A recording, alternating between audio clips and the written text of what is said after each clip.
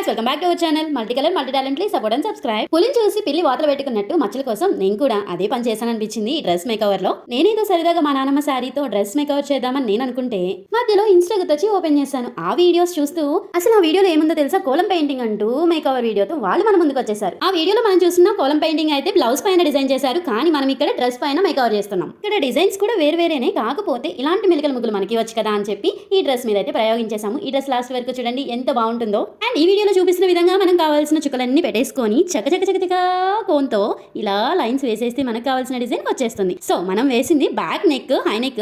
So దాని మీద మనం రథం అనేది డిజైన్ చేసామన్నమాట. ఫ్రంట్ వచ్చేసి కింద బాటమ్ పార్ట్ మొత్తం కూడా మెలికల ముగ్గులు చిన్నవి వేసాం. అయ్యో, ఒక రథం వేస్తే ఇన్ని చెప్తుంది ఏంటి అనుకుంటున్నారా? వస్తుంది నిదానంగా వేస్తేనే కదా మనకు కూడా క్లారిటీగా నీట్గా అవుట్పుట్ అనేది నైస్ గా ఉంటుంది.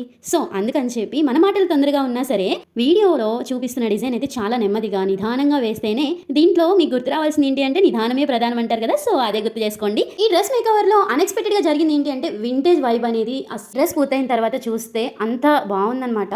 వింటేజ్ లుక్ అయితే బ్రహ్మాండంగా వచ్చింది ఈ డ్రెస్ మోడల్ కి కానీ ఫ్యాబ్రిక్ కానీ. ఈ కోలం పెయింటింగ్ డిజైన్ చేసే ముందు మనం ఓన్లీ డిజైన్ ని డ్రా చేసుకోవడం మాత్రమే చేస్తాము.